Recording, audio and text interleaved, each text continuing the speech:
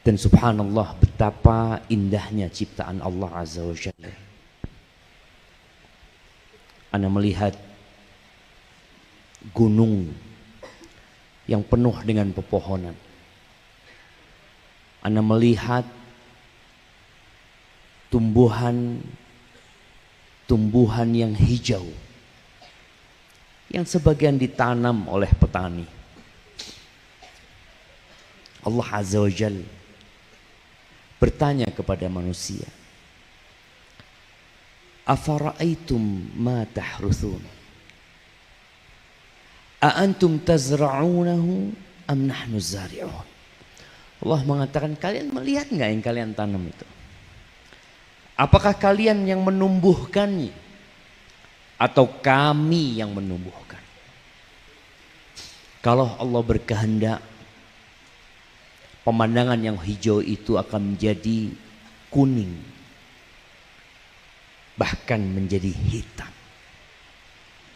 Maka hendaklah kita bersyukur kepada Allah Azza wa Jalla atas nikmat yang Allah berikan kepada kita. Dan salah satu bentuk syukur itu ya dengan belajar, dengan menuntut ilmu, dengan mengenal Allah lebih dalam lagi. Kalau tadi dikatakan alhamdulillah banyak petani yang menyekolahkan anaknya ke tempat ini. Ya, harapan kita ilmu itu bukan hanya di kota, tapi mereka yang ada di puncak gunung, mereka juga dapat bersyukur kepada Allah Azza wa Jalla. Di antara target terbesar iblis ketika dia diusir dari surga, dia ingin menyesatkan semua manusia. Lalu dia mengatakan, wala tajidu aktsarahum syakirin. Dan engkau akan mendapati kebanyakan manusia itu nggak pandai bersyukur kepada Allah Azza wa Jalla. Allahumma salli wa sallim ala abdika wa rasulika sayyidina wa maulana Muhammadin wa ala alihi wa ashabihi ajma'in, amma ba'd. Kita berdoa memohon kepada Allah Azza wa Jalla, Rabbana atina fid dunya hasanah wa fil akhirati hasanah wa qina adzabannar. Ya Allah, berikan kepada kami kebaikan di dunia. Kenapa kita meminta kebaikan di dunia? Karena kita masih hidup di dunia. Wa fil akhirati hasan. Berbangga dengan motornya, dengan rumahnya. Makanya kadangkala Anda nggak tahu di kampung sini, di Jawa itu di beberapa kampung antum kalau lewat, masya Allah rumahnya itu tembok luarnya pakai keramik.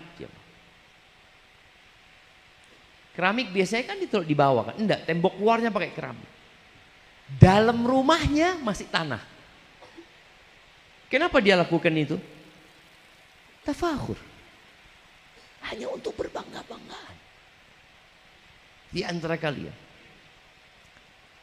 Wa takathurun fil amwali wal aulad. Dan tempat berbanyak-banyakan, bermewah-mewahan, banyak-banyakan harta dan anak. Makanya kalau ketemu orang itu, salah satu pertanyaannya apa? Anaknya berapa? Oh alhamdulillah 27. Masya Allah. 27. Nah, Anda masih ingat ya? Ada ustadz di Bondowoso, rahimahullahu ta'ala. Itu punya anak 28 dari satu istri. Dan Ana berjumpa dengan anak yang nomor 28. Dia ngomong, Ustadz, Ana yang nomor 28. Ustadz. Hadil hayat. Di kota Ana Jember itu ada satu orang meninggal, dia rahimahullah. Dia itu sering sesumbar. Orang kaya nih, banyak fulusnya. Dia ingin punya anak 40. Dia nikah selalu 4 dia nikah. Istrinya nggak punya anak dia ceraikan. Dia memang ingin punya anak banyak. Dia punya target. Subhanallah, dia meninggal umur 56 kalau nggak salah. Anaknya baru 32. Hadil hayat. Pernah lihat orang kaya berhenti kerja? Orang sudah punya duit, anggap 10 triliun. Berhenti kerja? Nggak ada. Makanya kalau antum lihat, ada majalah khusus untuk orang-orang terkaya di dunia. Beberapa waktu yang lalu, ana baca salah satu orang itu punya 3.000 triliun. 3.000 triliun. Ini masjid butuh berapa? 150 juta. Aduh, minta nanti sama dia. 3.000 triliun, bayangin jamaah. Tapi tetap bekerja, tetap buka usaha, ini itu. Anda ngomong subhanallah. Kalau dia berumur 3.000 tahun, 1 tahun ngabisin 1 triliun, kan udah cukup kan? Udah, engkau kalau umurnya 3.000 tahun, setahun 1 triliun, tetap dia bekerja. Hadil hayatud dunia, tempat berbangga-banggaan, banyak-banyakan harta. Kamatsali ghaithin a'jabal kuffara nabatuhu, seperti hujan nih yang kita lihat sekarang.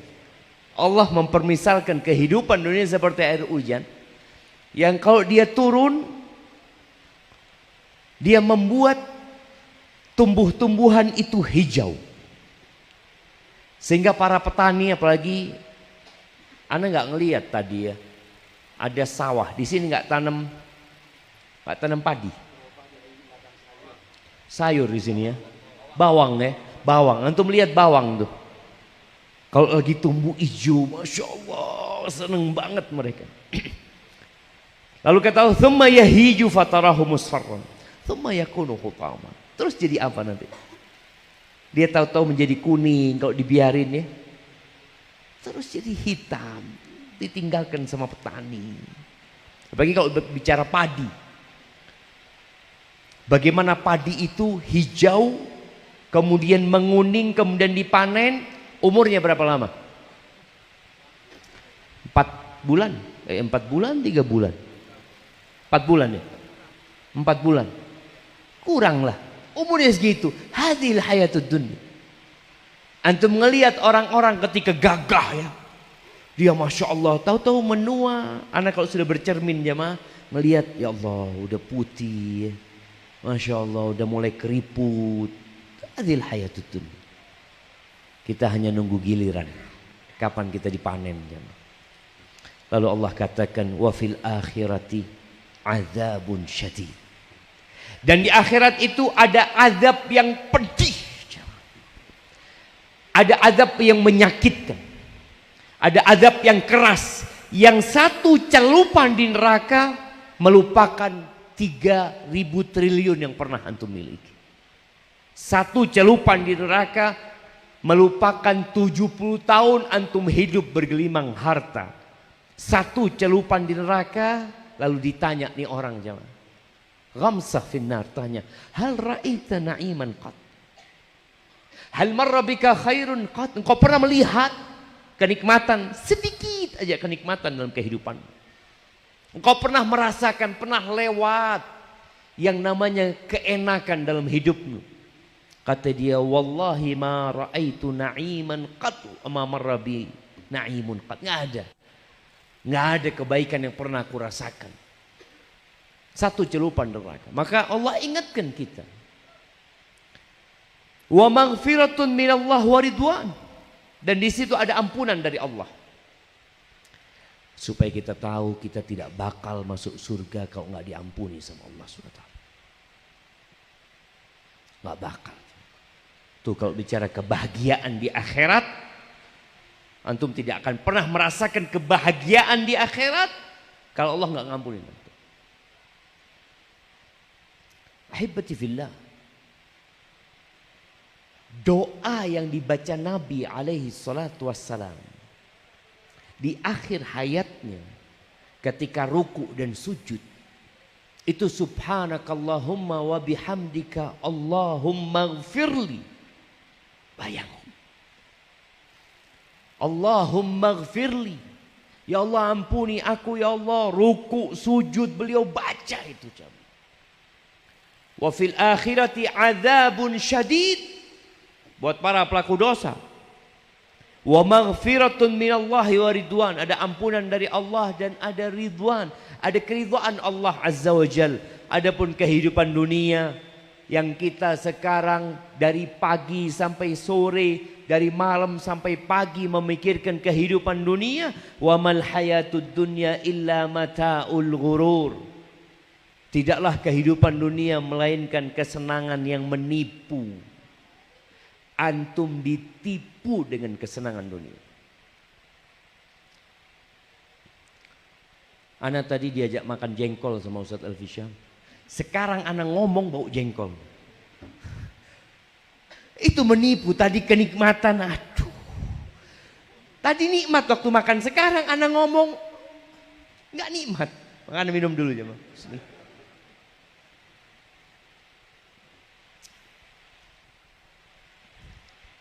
Ana dikasih tahu di mana, di Silungkang apa ya?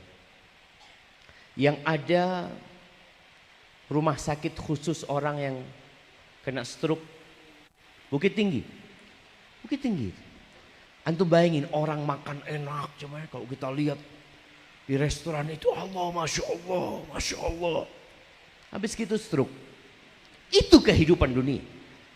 Ditipu gitu cuma. Orang-orang yang main bola, wah seneng main bola kanan kiri.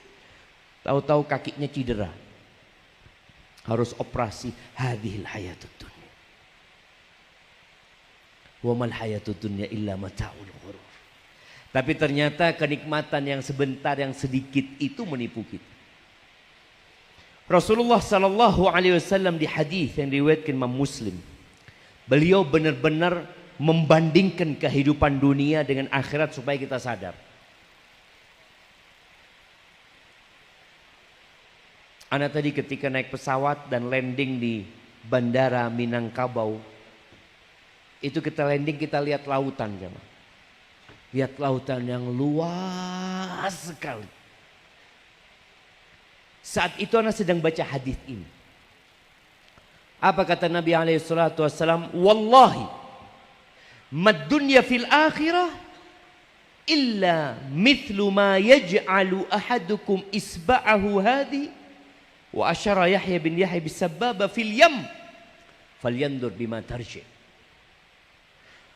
Demi Allah kata Nabi, tidaklah kehidupan dunia dibandingkan dengan akhirat kecuali seperti seorang yang memasukkan, perawi hadis Yahya bin Yahya menyebutkan jari telunjuknya, memasukkan jari telunjuknya ke lautan, kemudian dia angkat, dia lihat apa yang tersisa, apa yang nempel di jari telunjuknya, itu dunia. Dan akhirat itu jamaah, itu samudra jamaah.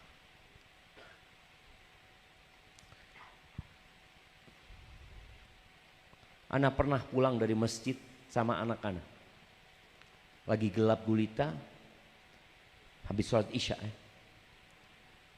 ngelihat bintang-bintang banyak sekali.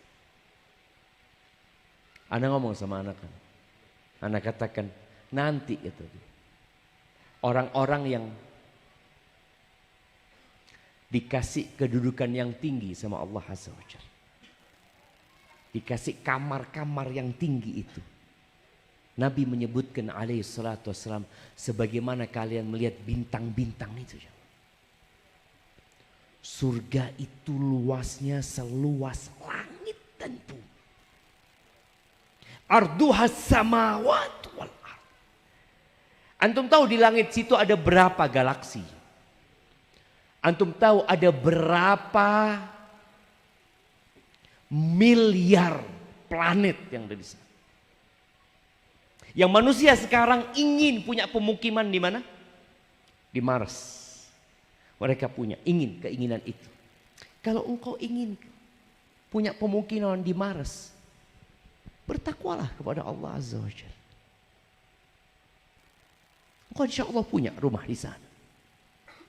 Ada banyak planet di situ jamaah yang akan menjadi luasnya surga Allah Azza wa Jalla. Tapi kadangkala kita lupa dengan akhirat dan kita sibuk mencari dunia. Ahibati fillah. Maka kalau bicara orang yang bahagia yang sebenarnya, orang yang sukses yang sebenarnya, itu adalah orang yang dijauhkan dari api neraka dan dimasukkan ke surga Allah Azza wa Jalla. Allah berfirman di surat Ali Imran ayat 185, kullu nafsin dha'iqatul maut.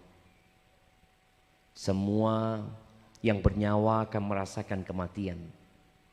Kalau sudah bicara kematian, semua yang dia dapatkan di dunia, semua kebahagiaan, semua kenikmatan, semua kenyamanan akan dia tinggalkan. Itu orang yang Anda ceritakan, yang punya istri, 4 dia punya istri, nanti dia ceraikan, punya anak 32, punya harta banyak. Dia tinggalkan semua jemaah. Kalau dikatakan sukses, ya kesuksesan yang ditinggalkan. Padahal orang ingin sukses dan terus sukses. Maka kata Allah Azza wa Jalla, wa innama tuwaffawna ujurakum yaumal qiyamah. Kalian disempurnakan balasan buat kalian itu pada hari kiamat. Kita nih sekarang sholat dapat apa? Dapat apa antum sholat? Antum datang kajian dapat apa? Duit malah keluar. Anda lihat sudah kotak amal siap tadi. Aduh ini kalau datang kajian kayak gini nih. Duit keluar. Bukan pulang antum bawa fulus. Maka Allah sebutkan balasan akan disempurnakan buat kalian nanti hari kiamat. Gimana menurut antum kalau setiap kali kita sholat kita dikasih cangkul? Karena kan tempat petani nih kita nih. Gimana kalau setiap kali antum sholat dapat cangkul? Enak nggak? Jamaah nggak tertarik Ustaz. Baik. Gimana setiap kali antum sholat antum dapat fulus 100.000? 100.000 jamaah. Bohong kalau nggak tertarik. Nah, Nabi SAW menyebutkan tentang bagaimana orang-orang munafik itu. Kalau di masjid itu disediakan daging, niscaya orang-orang itu akan berebut datang ke masjid. Antum pernah dengar cerita pembagian duit 20.000 yang orang-orang berebut untuk mendapatkan duit tersebut sampai sebagian ada yang meninggal dunia. Manusia cinta sama harta jemaah. Manusia suka sama fulus. Maka bayangin antum kalau setiap sholat antum dapat $100. Sehari dapat berapa? $500. Kalau antum sekeluarga 5 orang dapat berapa? $2.500. Keren nggak jemaah? Tapi Allah nggak kasih. Pertanyaannya kenapa Allah nggak kasih? Siapa yang tahu? Hah?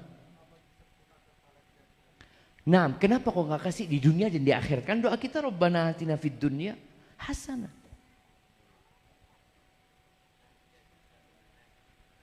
Karena dunia tidak bernilai. Tidak bernilai. Antum kerja terus cari fulus lah. Gimana antum gak bernilai? Ada nilainya tapi dikit kan. Nah kenapa jemaah? Karena surga itu mahal. Tapi kan kita minta kebahagiaan di dunia. Jemaah, Karena kalau Allah kasih buat antum duit tuh di dunia, dunia nggak akan lama.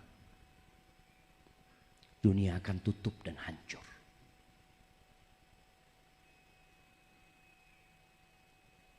Kebayang nggak antum? Belum kebayang antum. Ana ajak antum untuk merenungkan. Supaya orang itu sadar, ana datang kajian nggak dapat fulus, ana sholat malam ya, puasa nggak dapat fulus. Kalau Allah berikan duit umpamanya balasannya di dunia, akankah petani menanam bawang? Akankah petani menanam padi? Akankah ada yang buka restoran? Akankah ada orang yang mencari ikan di danau? Enggak ada. Semua orang sekarang bercocok tanam ya, bekerja, cari apa? Cari duit. Ketika duit sudah ada, kira-kira dia akan bekerja. Gimana antum punya duit, antum berangkat ke pom bensin, mau ngisi. Antum udah beli motor yang paling bagus, antum mau ngisi. Enggak ada yang kerja di pom bensin. Orang-orang yang anak mau bensin kata dia. Enggak bang kata dia. Loh fulus dolar. Enggak. Anak kalau mau fulus bang tinggal sholat bang. Buat apa anak kerja di sini? Antum datang ke warung mau beli sayur apa, enggak ada yang jualan. Lah anak kasih fulus kata dia. Bang fulus tinggal sholat anak. Butuh fulus berapa? Ketika antum mau beli gas, enggak ada yang jualan gas. Semua itu di sini Allah atur, memang balasan nanti di akhirat. Makanya kalau diberikan pahala di dunia dengan uang tadi, tutup negara ini jamaah. Tutup. Nggak akan ada orang yang bekerja satupun. Kalaupun mungkin dia bekerja untuk diri dia. Kalau terpaksa dia bekerja, petani dia nanam padi. Untuk apa? Untuk dia makan saja. Kalau ada orang mau beli, enggak bang. Ana nggak butuh fulus. Ana sudah sholat selama 10 tahun. Tuh duit banyak tuh. Mau diapakan nggak tahu. Nggak ada jemaah. Maka Allah katakan wa innama tuwaffawna ujurakum yaumal qiyamah. Karena hari kiamat itu udah nggak butuh kerja. Nggak butuh. Antum lihat nanti di akhirat di surga Allah, lihat burung terbang. Antum berpikir ya Allah ini kalau jadi, antum jangan jatuh ya. Kalau ini kalau burung bakar ini zen kayaknya. Tahu-tahu udah jatuh di depan antum terpanggal. Subhanallah. Maka Allah berikan, itulah akhirat jemaah. Itulah akhirat yang memang Allah sediakan untuk menyempurnakan sholat yang kita lakukan ya. Kelelahan yang kita rasakan. Faman zuhziha 'anil nar wa udkhilal jannah faqad faz. Barang siapa yang dijauhkan dari neraka dan dimasukkan ke surga, dia tuh orang yang bahagia. Dia tuh orang yang sukses. Wa mal hayatud dunya illa mata'ul ghurur. Allah ingatkan lagi, kehidupan dunia itu tidak lain ya kesenangan yang menipu.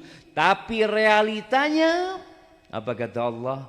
Bal tu'thirunal hayatad dunya wal akhiratu khairu wa abqa. Inna hadza la fi suhufil ula. Suhufi Ibrahim wa Musa. Bayangkan ya, ini ayat nih ada di sahifahnya Nabi Ibrahim. Ada di kitab yang Allah turunkan kepada Nabi Ibrahim. Ada di kitab yang Allah turunkan kepada Nabi Musa alaihissalam. Apa? Ucapan bal tu'thirunal hayatad dunya. Akan tetapi kalian lebih mementingkan kehidupan dunia. Dari dulu jemaah. Manusia kayak gitu sikapnya. Wal akhiratu khairu wa abqa. Dan akhirat itu lebih baik dan lebih abadi, lebih kekal. Jamaah rahimakumullah, apa syarat supaya bahagia di dunia dan di akhirat? Syarat yang pertama, iman. Ini suara apa dari tadi jamaah? Nah, waktunya azan.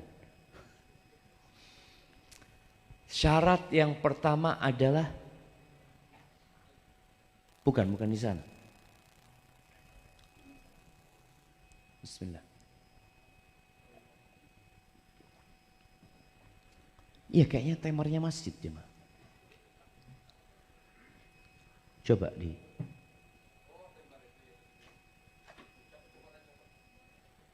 Oh, masya Allah, jazakallah khair. Kita bisa sampai subuh kalau nggak ada timernya itu ya. Nah, apa syaratnya? Iman. Itu syarat mutlak orang kalau ingin bahagia di dunia dan di akhirat. Dan saat ini ada usaha dari orang-orang yang tidak beriman untuk merubah keyakinan umat Islam. Dulu tugas ini dikerjakan oleh orang-orang kafir. Dan sekarang tugas ini dilanjutkan oleh orang-orang yang belajar sama orang-orang kafir. Bagaimana mengatakan semua agama sama. Nanti engkau di surga, ini tulisan mereka. Boleh jadi kalau di surga nanti ketemu sama Mahatma Gandhi. Ketemu dengan Ibunda Teresa. Ketemu dia sebutkan tokoh-tokoh non-muslim. Kalau yang ngomong ini orang kafir, wajar. Tapi kalau yang ngomong orang Islam, padahal Allah mengatakan inna dina indallah al-Islam. Nggak ada agama yang diterima kecuali Islam. Yang lainnya ditolak. Wa man yabtaghi ghairal islami dinan fala yuqbala min wa huwa fil akhirati minal khasirin. Itu ketetapan Allah Azza wa Jal buat kita orang beriman. Barang siapa yang memeluk agama selain Islam, maka tidak akan diterima semua amalan yang kerjakan. Oh ini orang baik, orang soleh. Nggak bakal diterima. Dan di akhirat ini keputusan Allah Azza wa Jal. Dia termasuk orang-orang yang merugi. Nggak ada keberuntungan, nggak ada kebahagiaan, nggak ada kesuksesan. Maka di surat Al-Mu'minun, di ayat pertama, Allah mengatakan qad aflahal mu'minun. Sungguh beruntung orang-orang yang beriman. Itu syarat utama. Seperti antum masuk ke perusahaan, syarat utamanya dia harus orang Indonesia. Syarat mutlak. Kalau umpamanya dia pinter ini, bisa itu syarat tambahan. Tahu-tahu datang daftar orang Inggris. Dengan memiliki semua kriteria, kecuali satu, dia bukan orang Indonesia. Diterima enggak? Enggak diterima, karena syarat mutlak harus orang Indonesia. Dan syarat bahagia itu beriman. Ada di barat sana, Anda lupa namanya, Carnegie, ya, salah satu motivator ulung di barat sana jemaah. Dia punya buku-buku, Anda baca beberapa buku, dia bagus banget bukunya, memberikan motivasi ini itu. Ternyata dia di akhir hayatnya mati dengan misterius. Sebagian mengatakan dia mati bunuh diri. Nggak bahagia, nggak bakalan bahagia. Dia bergelimang harta, dia punya segalanya, tapi nggak punya iman, nggak akan pernah tenang hidup. Kemudian kalau sudah beriman, amal soleh yang kedua. Maka Allah sebutkan kriteria orang beriman ini di ayat yang kedua, Mereka adalah alladzina hum fi salatihim khashi'un. Nih, syarat yang kedua mendirikan sholat, dan tidak asal sholat tapi khusyuk. Kalau antum sholat tapi nggak khusyuk, akan berkurang kebahagiaan antum sepadan dengan kurangnya kekhusyuan antum. Dunia ini melelahkan jemaah. Dunia ini melelahkan. Allah sudah mengatakan, laqad khalaqnal insana fi kabad. Susah. Kami telah menciptakan manusia dalam kesusahan. Antum coba membayangkan bagaimana kita bisa lahir ke dunia ini.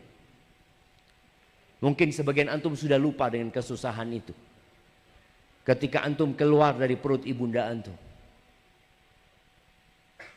Ketika antum kecil nggak bisa berbuat apa-apa, hanya bisa menangis.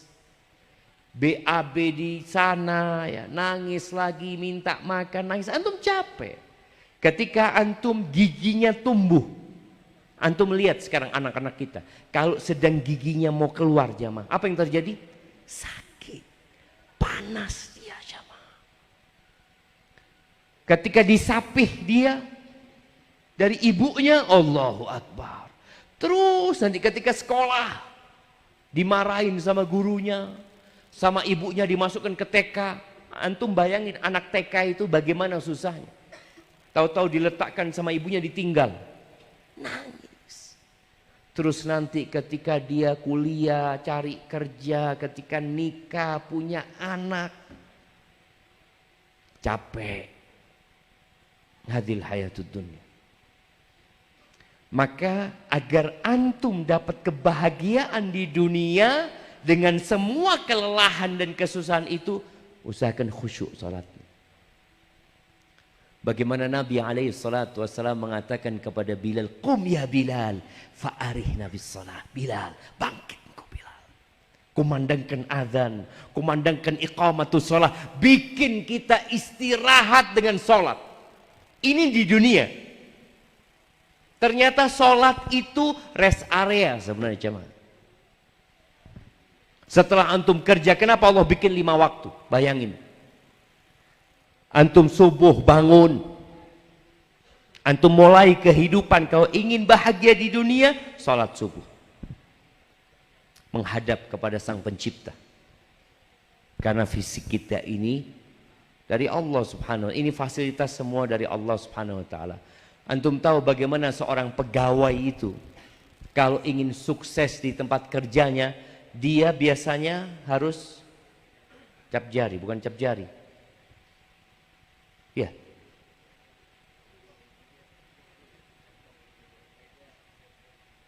Fingerprint dia. Kenapa? Dia aku ingin bahagia. Dia ingin bahagia. Supaya kehadiran dia terdeteksi. Nanti pulang juga seperti itu. Nah, antum mulai hidup antum dengan salat subuh. Melapor kepada pencipta langit dan bumi ini. Mengatakan Allahu Akbar, aku hadir ya Allah. Apalagi kalau antum hadirnya ke rumah Allah Subhanahu wa ta'ala. Antum lihat ya, orang-orang yang bangun pagi. Nih kalau antum lihat orang-orang barat pun, ketika mereka berbicara tentang bahagia di dunia, selalu yang mereka sebutkan bangun pagi. Muslim udah diajarin bangunnya nggak boleh kesiangan. Ada waktu yang sudah ditetapkan harus bangun. Salat subuh. Khusyuk. Kalau sudah bicara khusyuk jamaah, khusyuk ini apa artinya? Khusyuk itu konsentrasi plus. Bukan konsentrasi, tapi konsentrasi plus. Plus apa? Plus penghayatan. Ada yang konsentrasi anu sholat subuh. Nah, imamnya tadi baca apa? Atau sholat maghrib, imamnya tadi baca ayat kursi. Konsentrasi. Tapi menghayati enggak dengan yang dibaca? Ada enggak? Malah konsentrasi bikin dia kepanjangan sholatnya. Aduh, panjang banget ini. Karena dia konsentrasi. Ada orang yang konsentrasi jamaah, yang sholat jadi pendek, nggak panjang. Dia sedang mikir dagangan dia ini itu. Lu kok sudah ruku imamnya ini? Dagangannya belum laku padahal dia sedang menyusun ini itu. Jadi konsentrasi plus khusyuk. Makanya orang itu akan nikmat dengan sholatnya dan dia merasakan kebahagiaan. Walaupun mungkin kontrakan belum bayar, tapi dia tadi sholat khusyuk. Dia tahu dia punya Allah yang maha besar. Dia yakin, ya, kalau aku masih ada umur, berarti rizkiku masih ada. Kalau rizkiku tidak ada, berarti umurku sudah selesai. Itu kembali kepada iman tadi. Iman dengan rukun iman yang 6. Kemudian langsung dia sholat khusyuk dalam sholatnya. Kemudian yang ketiga, serius. Hidupnya serius dan tidak main-main. Kehidupan dunia itu tadi laibun walahu. Tapi kalau engkau ingin berbahagia di dunia dan di akhirat, engkau harus serius. Antum coba kalau melihat orang-orang sukses di dunia yang secara materi ya. Siapa sih sekarang orang sukses di dunia secara materi? Elon Musk, nah, Taib, Bill Gates, siapa lagi? Masa orang-orang kafir semua aja bang? Iya, mereka nggak main-main, mereka serius. Mereka nggak sibuk main game, enggak. Sampai anak pernah baca tentang Bill Gates. Bill Gates itu dia tidak memberikan kepada anaknya gadget sampai umur 14 tahun. Enggak dia kasih. Harus serius ini. Sedangkan kita baru lahir dikasih gadget. Nah, fadhol, biar anaknya nggak gangguin emaknya. Dikasih ini itu. Nah, maka di ayat ketiga Allah Azza wa Jalla mengatakan walladzina hum 'anil lagwi mu'ridun.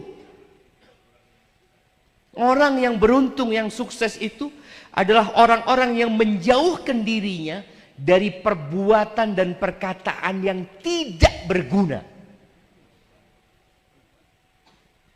Ada hal-hal yang tidak berguna. Tapi orang tetap. Dia pikir dengan hiburan lagi, ya. Dangdutan lagi, bahagia. Enggak. Mereka yang nyabu. Dia karena letih dan capek dengan kehidupan ini.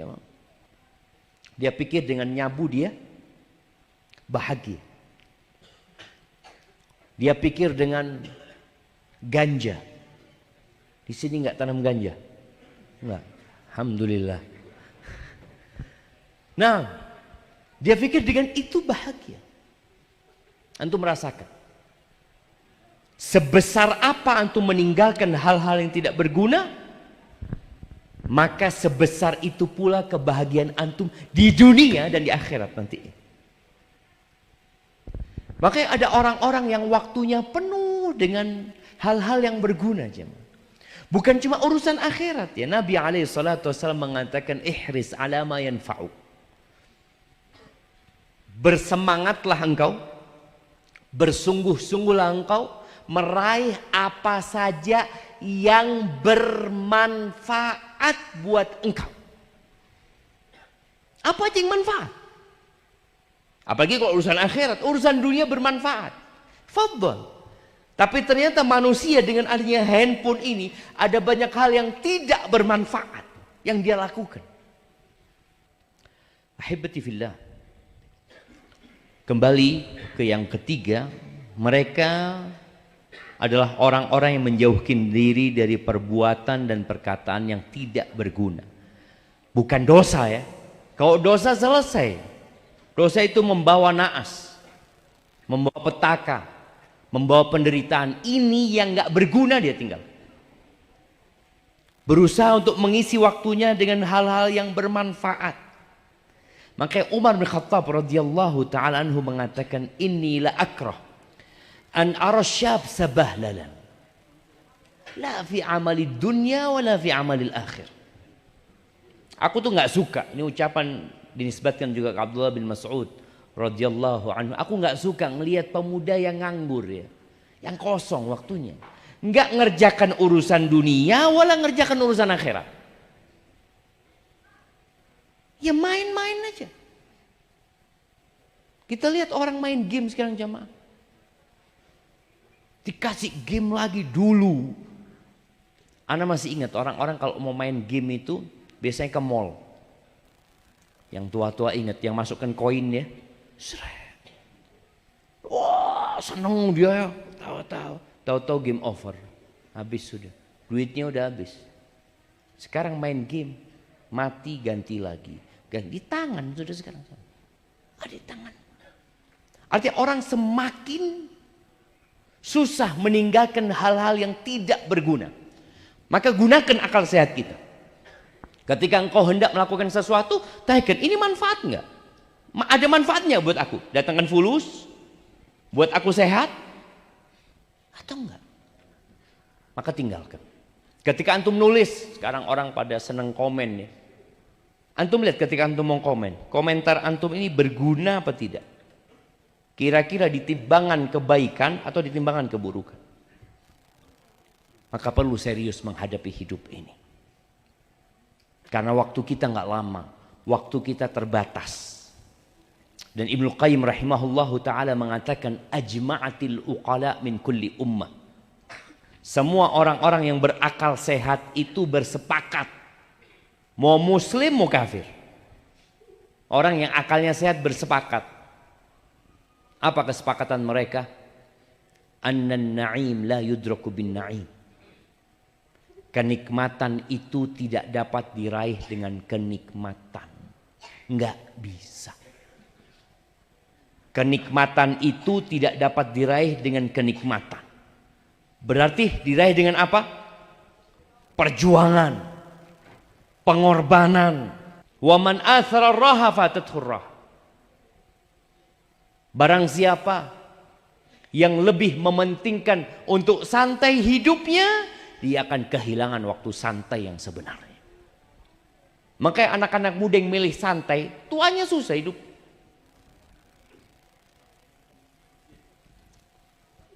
Anak punya kakek cerita dari abah anak. Dia mengatakan kalau mau capek sekarang sama anak-anaknya, mumpung kalian masih muda, kalau tua kalian harus menderita, tambah capek kalian. Ketika punggungnya sudah mulai lemah ya, ketika lututnya sudah sakit-sakitan, maka sekarang waktunya kita lelah, serius. Maka selalu kita di sekolah dikatakan yang benar belajar. Kalau enggak nanti kau enggak naik kelas itu, kau enggak lulus nanti di akhirat. Na'udzubillah. Sudah enggak bahagia di dunia, enggak bahagia di akhirat. Kemudian yang keempat, orang yang bahagia adalah orang yang peduli sama orang lain. Peduli sama orang lain. Karena ada orang yang hidupnya individualisme, memikirkan diri dia sendiri. Nggak bakal bahagia. Engkau hidup melihat masyarakat, hidup bersama masyarakat. Kalau engkau tidak peduli dengan orang lain, engkau akan kehilangan kebahagiaan di dunia. Apa kata Allah Azza wa Jal? Walladzina hum lizzakati fa'ilun. Mereka adalah orang-orang yang menunaikan zakat.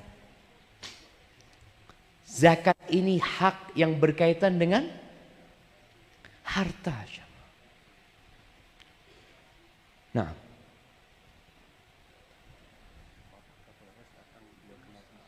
Masya Allah. Ahlan wa sahlan. Nah, ada Bapak Kapolres katanya yang mau datang. Nah, Masya Allah. Siap. Dalam perjalanan atau sudah nyampe? Oh, sudah di luar. Naam, ahlan wa sahlan.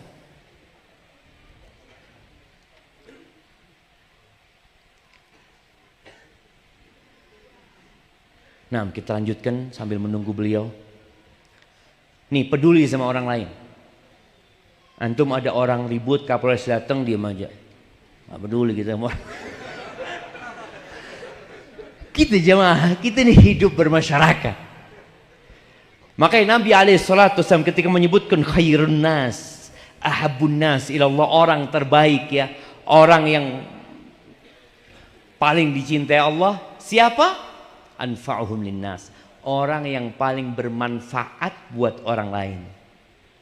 Setelah antum tadi hablum minallahnya dijaga dengan khusyuk salatnya, kemudian antum menyelamatkan diri antum dari hal-hal yang tidak berguna. Setelah itu antum berusaha memberikan manfaat kepada orang lain. Di antara manfaat yang wajib antum berikan adalah zakat. Bayar zakat. Setelah zakat, sedekah. Masya Allah, ahlan wa sahlan. Masya Allah, barakallahu fikum. Fadol, kayaknya udah disediakan tempat di sini ini.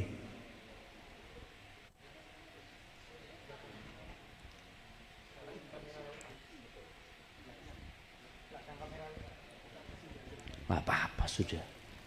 Amanlah kamera.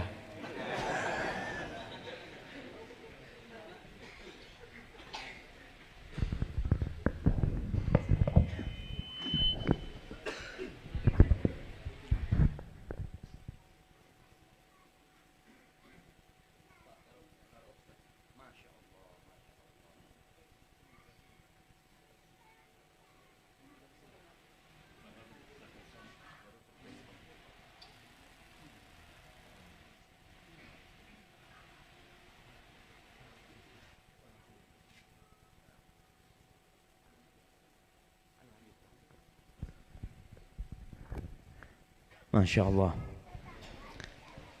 Semoga kehadiran beliau membuat kita lebih bahagia jadi jemaah. Karena kita bicara bahagia di dunia dan di akhirat jemaah. Di antara kebahagiaan itu ya keamanan lah. Antum kalau nggak aman hidupnya, gimana antum mau bahagia dengan harta dan keluarga antum? Taib. Jadi yang keberapa? Keempat, peduli sama orang lain. Di antara bentuk kepedulian itu ada yang wajib. Zakat. Keluarkan zakat antum. Kalau ingin bahagia lagi, sedekah. Dan Nabi SAW membuat perbandingan ya, orang yang dermawan, yang suka berbagi harta kepada orang lain itu seperti orang yang pakai baju besi. Orang dulu waktu perang pakai baju besi, ada baju besi yang sempit yang membuat susah bernafas. Ketika orang ini bersedekah, baju besi itu semakin melebar.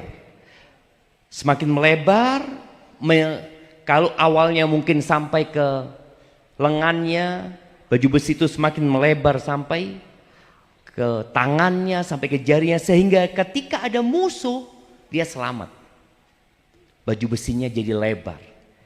Tapi orang yang bakhil, yang tidak mau mengeluarkan hartanya, baju besi itu semakin menyempit, semakin kecil, membuat dia sesak. Makanya orang bakhil itu jamaah, orang yang paling gak bahagia. Dan Nabi SAW mengatakan, la yajtami'u imanun wa syuhun fi jawfil abdi. Gak berkumpul tuh iman sama sifat pelit, gak kumpul. Sedangkan kita bicara syarat utamanya apa? Iman. Ketika dia punya sifat pelit, ya udah. Dia takut mengeluarkan hartanya. Dan orang kalau punya anak itu biasanya semakin pelit. Kenapa? Karena dia sudah berpikir buat anaknya. Mau sedekah buat pembebasan tanah? Nggak jadi. Buat kuliah anaknya. Langsung masukin lagi kantongnya. Nabi SAW mengatakan al-waladu mabkhalatun. Anak itu sumber sifat pelit orang tua. Sebelum punya anak, Masya Allah rajin sodako. Waktu kepingin punya anak ya, katanya Ustadz suruh banyak sodako. Sodako, sudah punya anak. Nggak jadi sudah buat anaknya. Itu anak. Maka ingat, kalau engkau ingin berbahagia di dunia, keluarkan dari hartamu zakat. Ini termasuk kepedulian kepada orang lainnya. Dan kepedulian yang lainnya dengan tetangga kita. Anda nggak tahu di kampung sini ya. Tapi di kota itu, orang sudah mulai nggak peduli sama tetangganya. Nabi SAW mengatakan kepada Abu Dhar, Ya Aba Dhar, idza tabakhta maraqatan fa'akthir ma'aha wa ta'ahad biha jiranaka. Abu Dhar, kalau engkau masak, banyakin kuahnya. Masak daging nih, banyakin kuahnya. Lalu engkau perhatikan tetangga-tetanggamu. Masih ada di sini. Bagi-bagi sama tetangga masih ada. Kalau ada acara.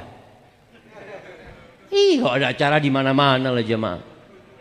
Enggak, kepedulian dengan tetangga bukan karena ada acara. Sekarang itu tetangga kalau dikirim-kirimin, ada acara apa? Ini menandakan nggak ada lagi tuh yang dulu tuh.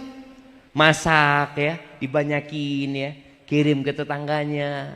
Nanti tetangganya masak juga dikirim kepada dia. Ini akan menambahkan kebahagiaan jemaah.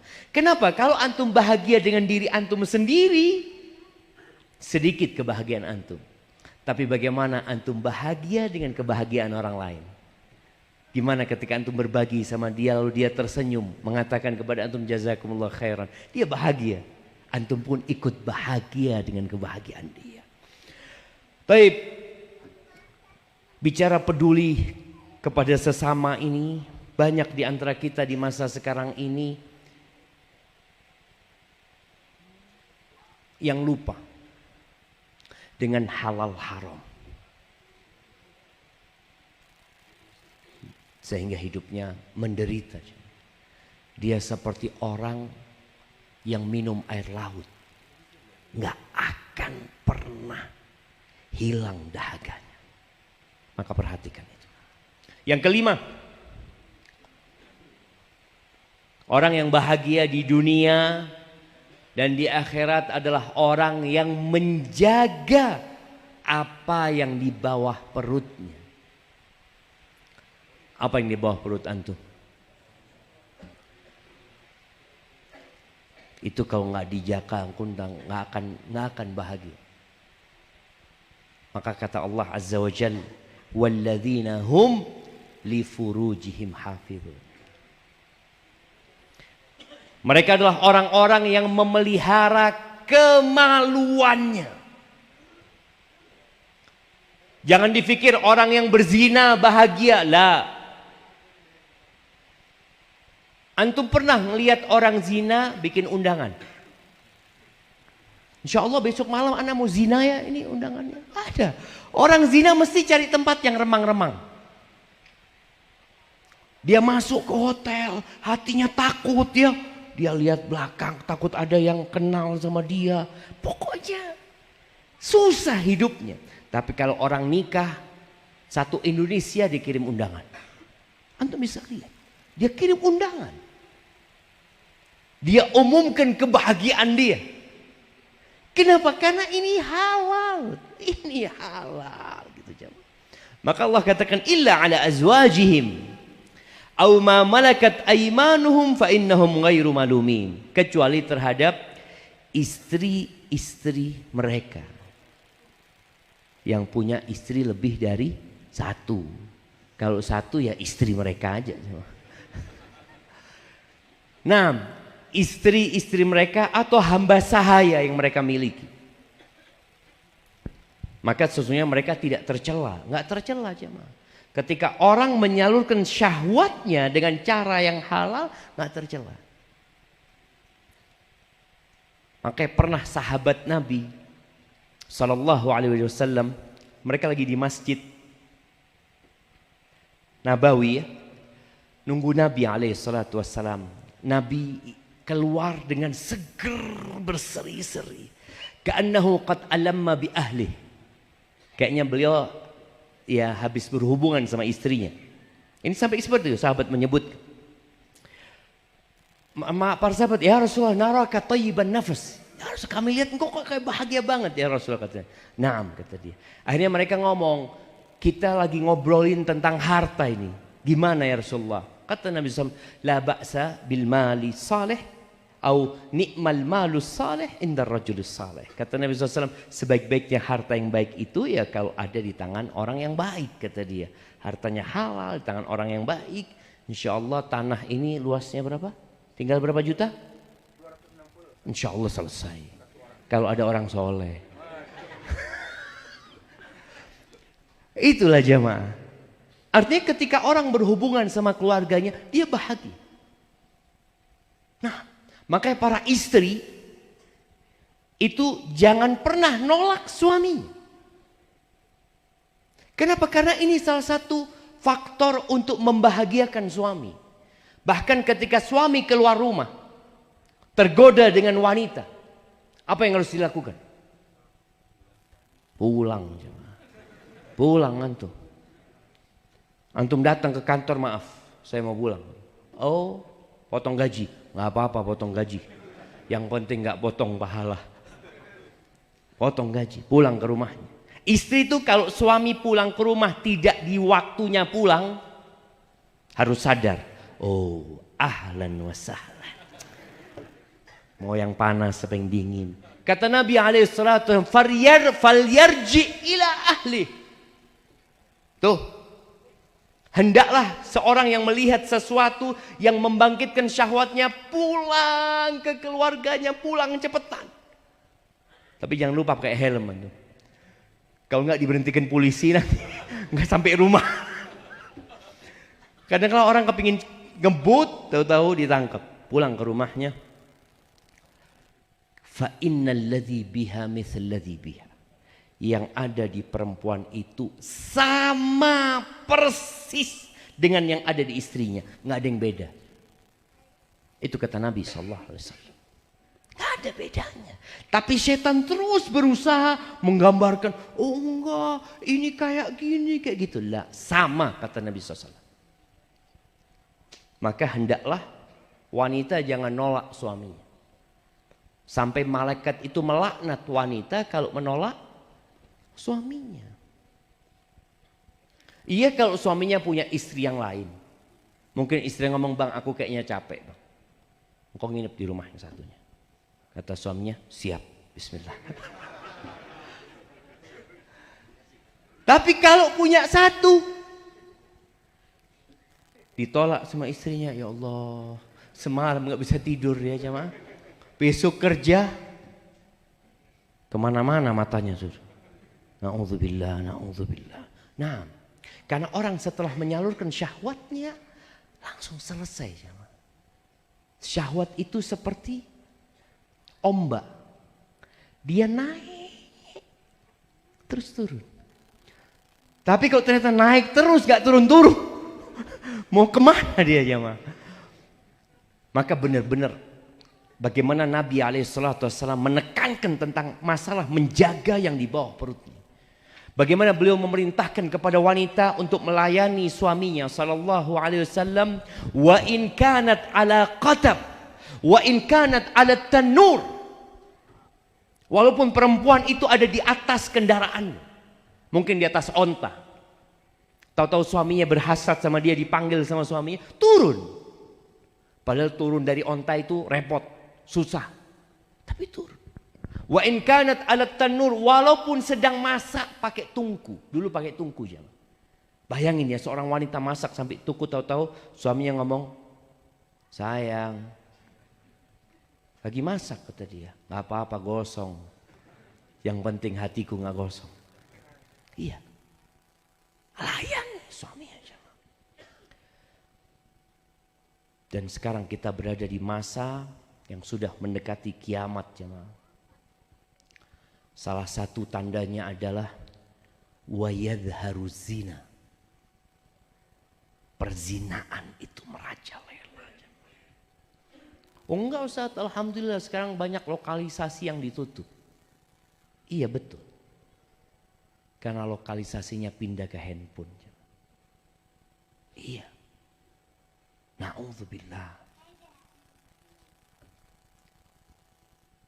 2013. 10 tahun yang lalu ya. Ketika ana lulus dari Medina.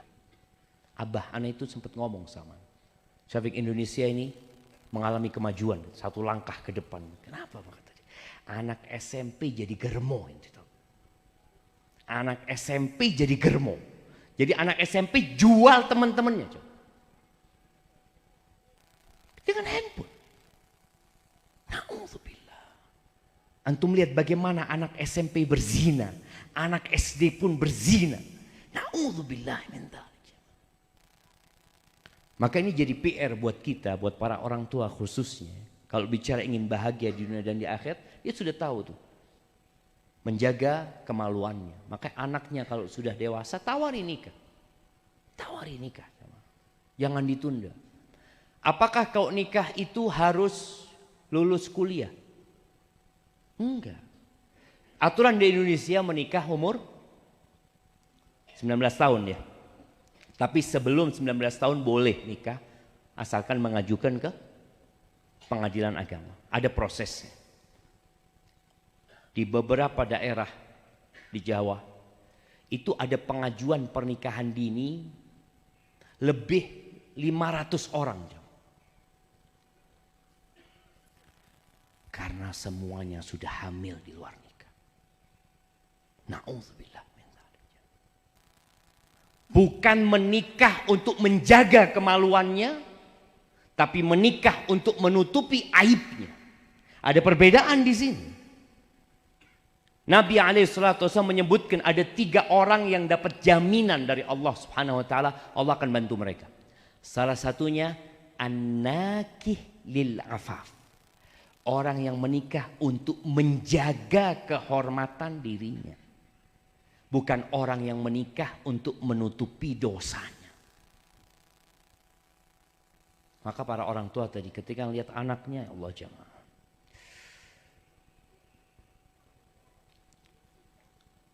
iya, anak pernah baca sebuah hasil penelitian dari perlindungan wanita dan anak ya. Anak lupa sudah. Dia nyebutkan kalau nggak salah Indonesia ini darurat seks bebas. Darurat sudah seks bebas. Dengan banyaknya perzinaan di tingkat-tingkat sekolah. Kalau dulu mungkin yang berzina anak-anak tingkat kuliahan, sekarang enggak. Anak-anak SMP. Na'udzubillah min dzalik.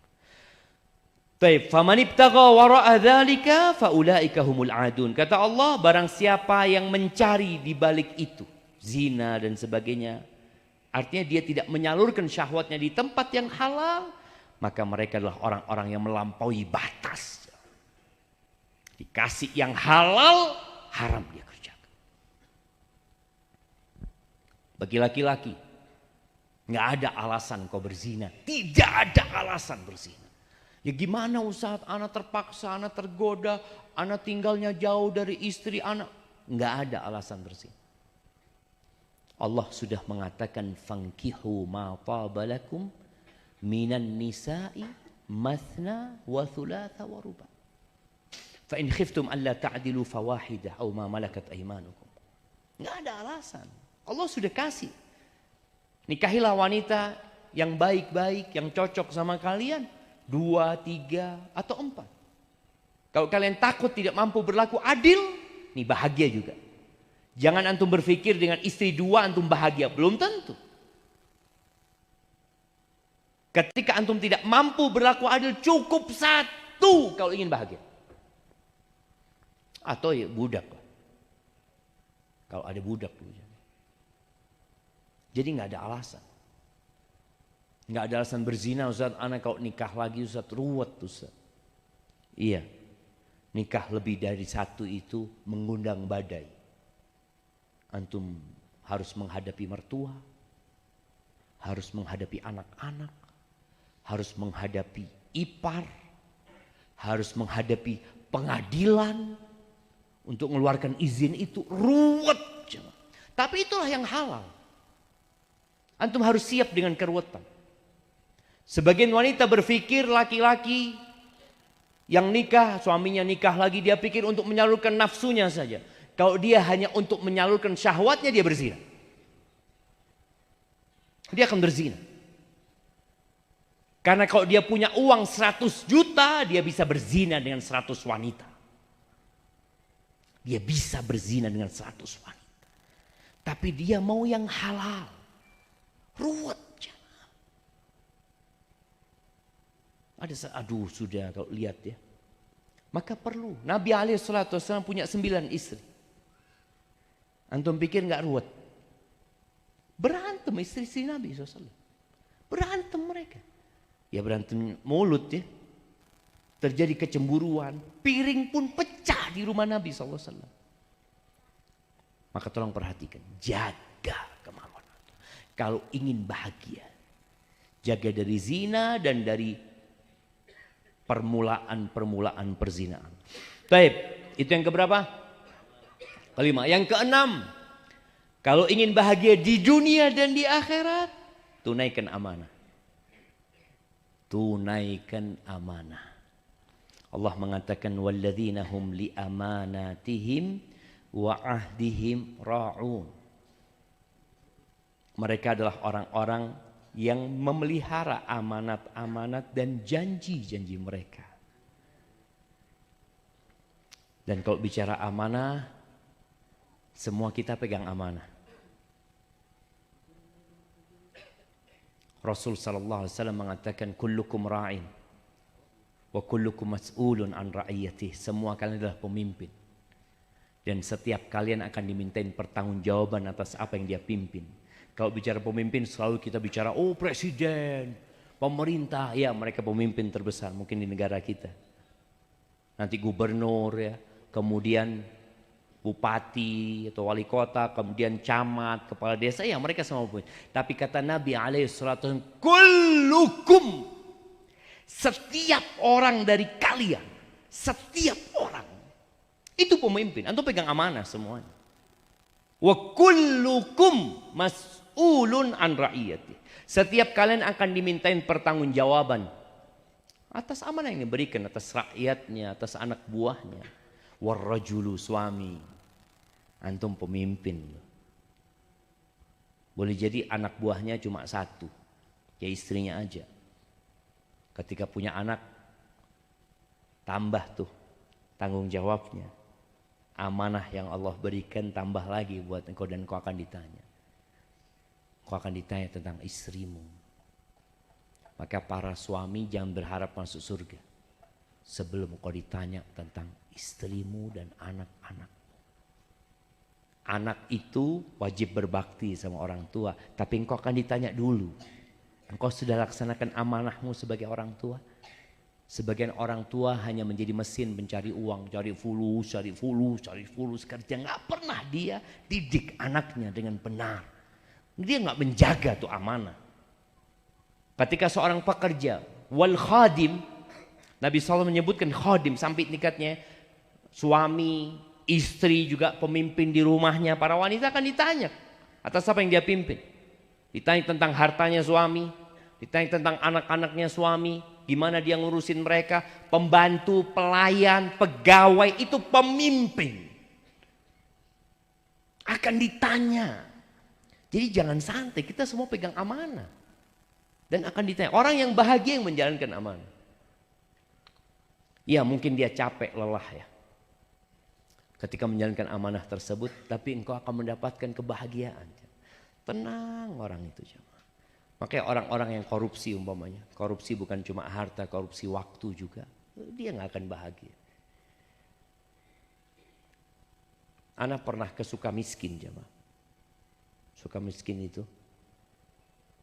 penjaranya buat koruptor atau yang dituduh koruptor, terdakwa, tersangka di sana, dan ternyata orang fulus semua jemaah. Orang fulus. Yang dia nggak bahagia. Apa bukti nggak bahagia? Dia ngambil yang bukan haknya. Dia nggak bahagia. Dia tidak menjalankan amanah tersebut. Hidup menderita dia. Walaupun nanti dia keluar dari sana ketika dia benar-benar tidak menjalankan amanah tersebut, maka dia nggak akan bahagia. Tolong jalankan amanah tersebut. Dan Nabi SAW menyebutkan, ma min abdin yastar'ihillahu ra'iyatan. Tidak ada satu hamba pun yang Allah jadikan dia pemimpin. Ada anak buahnya dia. Yamutu yauma yamut wa huwa ghashun li ra'iyatihi illa haramallahu alaihi al-jannah. Tidak ada satupun pemimpin yang kemudian dia berkhianat. Dia menipu rakyatnya, menipu yang dia pimpin. Pada hari dia kematian dia belum bertobat jemaah, haram masuk surga. Haram masuk surga. Oh dia punya sedekah, haram masuk surga dia. Dia harus masuk neraka dulu. Na'udzubillah min dzalik. Maka tolong setiap kita jangan suka menunjuk orang lain, karena antum pemimpin juga. Antum pegang amanah. Jalankan amanah tersebut. Kemudian yang ke 8 apa 7? Antum nanti cocokkan sendiri. Ada yang 7, ada yang ke 8. Bismillah. Disiplin. Disiplin. Khususnya sholat. Orang mukmin yang disiplin sholatnya, insya Allah yang lainnya disiplin. Tapi kalau dia nggak disiplin sholatnya, insya Allah masuk kerja nggak disiplin. Orang yang disiplin bekerja belum tentu disiplin sholat. Allah Azza wa Jalla menyebutkan, walladzina hum ala shalawatihim yuhafizun. Mereka adalah orang-orang yang menjaga sholat mereka. Walladzina hum ala salatihim yuhafizun. Iya, mereka adalah orang-orang yang menjaga. Sholatnya dijaga. Tadi khusyuk, yang di sini dijaga. Apanya dijaga? Semuanya. Waktunya. Jangan sampai telat. Subhanallah ya. Kalau anda baca para salafus soleh ketika mereka bekerja, ada salah satu di antara mereka kerjanya itu bikin perhiasan. Biasanya pakai martil kecil ya. Tahu-tahu dengar Allahu Akbar, Allahu Akbar. Dia tinggal matok dikit nih. Dia taruh. Dia tinggalkan. Kalau kita kan tanggung lah, masih belum qomat lagi lah. Maka jaga salatnya. Walladzina hum ala salatihim yuhafizun. Mereka menjaga salatnya, syarat dan rukunnya dijaga. Belajar lagi tentang sholat. Jangan pernah merasa, Ana sudah belajar tuntunan sholat Ustaz dulu waktu kecil. Iya, sekarang antum sudah dewasa. Antum tinggal cocokkan. Apakah sudah sesuai dengan sholatnya Rasulullah Sallallahu Alaihi Wasallam? Dan orang yang menjaga sholatnya, khususnya mereka yang di shaf pertama umpamanya, nggak mau telat ya, insya Allah dia di kerjaan lainnya akan disiplin. Kita itu udah jadi disiplin. Ana pernah isi kajian di Yonif 509. Tentara-tentara semua isinya jemaah. Mereka disiplin. Waktunya apel mereka disiplin. Tapi kata komandannya, ini Ustaz, tapi kalau sholat Ustaz, males Ustaz. Maka tolong jangan sampai antum disiplin kerja. Masuk tepat waktu, tapi sholat telat-telat. Kalau itu yang antum lakukan, kata Allah, ulaika humul warithun alladzina yarithuna al-firdaus hum fiha khalidun. Mereka orang-orang yang bahagia aja. Mereka yang akan mewarisi apa? Surga Firdaus, dan mereka kekal selama-lamanya di sana. Kalau antum bahagia di dunia sebentar. Yang jadi presiden bahagianya berapa lama? 5 tahun. Terus habis gitu, kalau lanjut 5 tahun. Habis gitu nggak ada. Nggak ada sudah. Selesai sudah. Jadi orang biasa. Tapi di surga nggak ada. Waktunya antum bahagia cuma 5 tahun, 10 tahun enggak. Khalidun, kekal selama-lamanya jemaah. Sedangkan di dunia enggak. Jadi antum mau jadi orang kaya enggak lama juga di dunia. Antum mau jadi apapun di muka bumi ini enggak lama. Karena ini hanya rest area. Kita akan melanjutkan perjalanan selanjutnya ke tempat yang kekal dan abadi. Barakallahu fiik, itu mungkin yang dapat Anda sampaikan pada kesempatan kali ini. Kurang lebihnya mohon maaf, yang benar dari Allah Azza wa Jal, yang salah dari diri Anda pribadi, Allah dan Rasulnya terbebaskan dari kesalahan itu. Dan Masya Allah, Anda pikir tempatnya dingin jemaah. Ternyata Anda berkeringat jemaah di sini jemaah. Masya Allah, Anda tadi suruh pakai jaket. Kata Ustaz, pakai jaket Ustaz, dingin Ustaz. Mana? Masya Allah. Karena barakallahu fikum. Baik, Anda kembalikan ke moderator tadi, pembawa acara.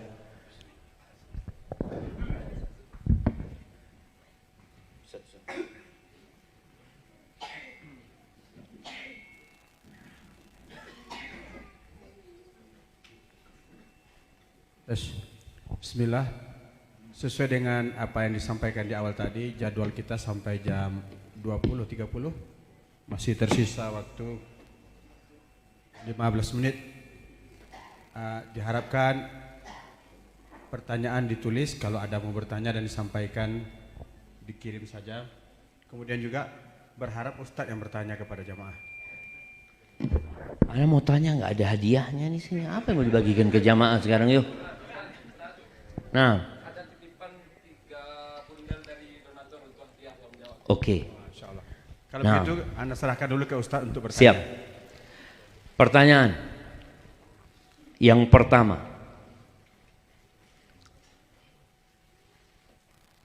sebutkan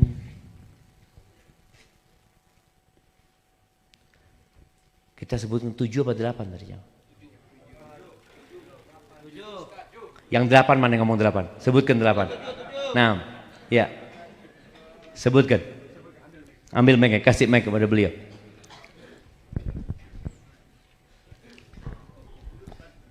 Berdirilah.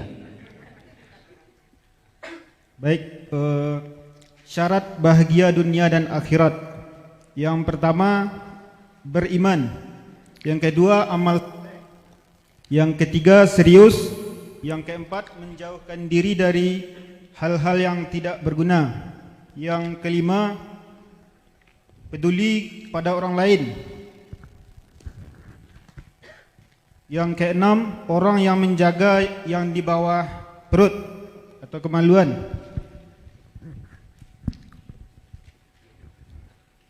Yang ketujuh, tunaikan amanah. Yang kedelapan, disiplin. Betul Ustaz? 8 apa 7? 8. Mana yang double? 7.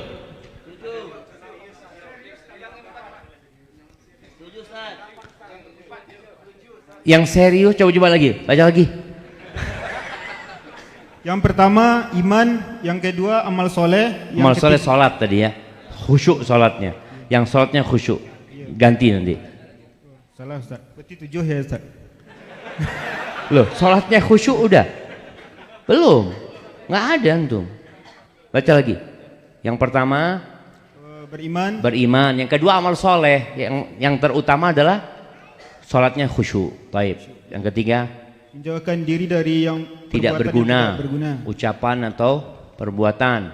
Yang keempat peduli pada orang lain. Peduli kepada orang lain, utamanya zakat. Nah.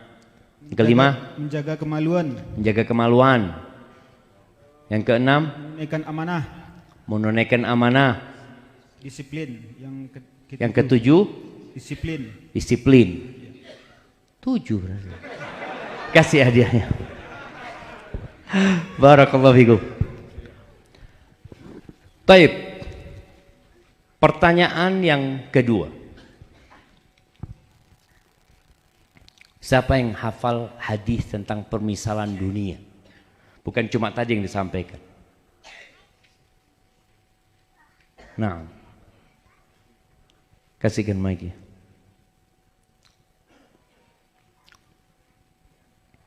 Assalamualaikum warahmatullahi wabarakatuh. Waalaikumsalam warahmatullahi wabarakatuh.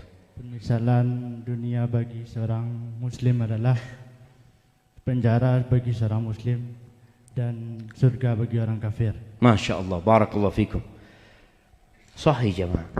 Hadis itu tidak harus dengan lafalnya, artinya juga boleh. Iya, boleh kan riwayatul hadis bil makna. Ajuz, boleh meriwayatkan hadis dengan artinya kan Ustaz. Iya, dunia itu sijnul mu'min wa jannatul kafir. Pemisahan dunia itu penjara buat orang beriman dan surga buat orang-orang kafir. Baik. Pertanyaan yang terakhir. Tapi ana mau kasih buat yang paling jauh. Dari mana yang paling jauh di sini? Dari Nias. Datang kajian memang. Masya Allah. Gimana? Masya Allah. Kasihkan beliau jemaah. Sudah duri jauh, duri dekat lah. Banyak duri di sini. Baik, barakallahu fikir kayaknya. Nah, waktunya udah habis. Kita siap-siap sholat. Ustaz Zul. Nah. Barakallahu fikum, jazakallah khair. Ya, kita siap-siap untuk salat seperti pada salat maghrib tadi karena